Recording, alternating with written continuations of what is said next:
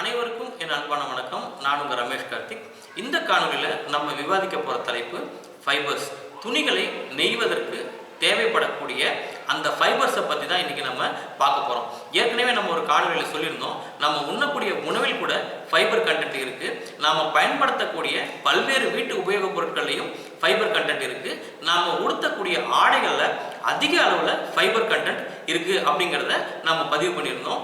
இன்றைக்கு நம்ம அதில் பார்க்க போகிறது என்ன அப்படின்னு சொன்னால், natural fibres, semi synthetic fibres, synthetic fibres, இதை பற்றி தான் இன்றைக்கி நம்ம பார்க்க போகிறோம்.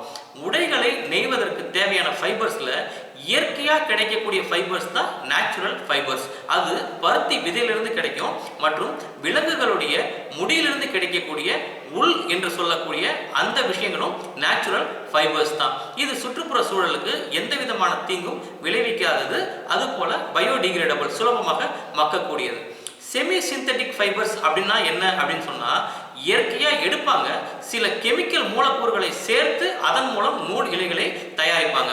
ஒரு உதாரணத்துக்கு விஸ்கோஸ் என்று சொல்லக்கூடிய ரயான் மெட்டீரியல்ஸ், இது நீங்கள் துணிக்கடைகளில் துணி எடுக்க போகும்போது அதிக அளவில் இந்த வார்த்தைகளை நீங்கள் கேள்விப்பட்டிருக்கலாம். இந்த ரயான் என்று சொல்லக்கூடிய விஸ்கோஸ் நூல் இழைகள் கெமிக்கலை சேர்த்து தயாரிக்கப்படக்கூடியது. எடுக்கும்போது இயற்கையாக தான் எடுப்பாங்க. மரக்கூழை அரைத்து அந்த மரக்கூழிலிருந்து தயாரிக்கப்படுவது தான் இந்த விஸ்கோஸ் ரயான் என்று சொல்லக்கூடிய அந்த நூல் இழைகள்.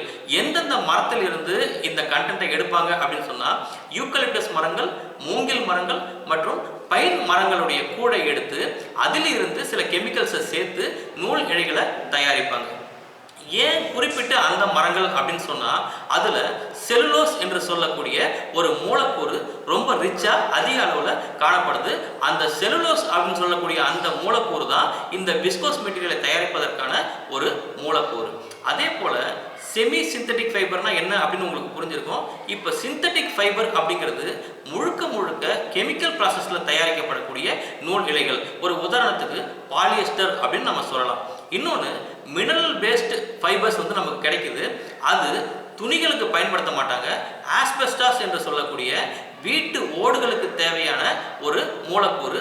அந்த ஆஸ்பெஸ்டாஸ் ஷீட் நீங்கள் சிமெண்ட் ஷீட் மாதிரி இருக்கும், நீங்கள் பல இடங்களில் பார்த்துருக்கலாம். அது நெருப்பில் இருந்தும் ஆசிட்ல இருந்தும் காப்பாற்றக்கூடிய ஒரு வலிமையான ஒரு மினரல்.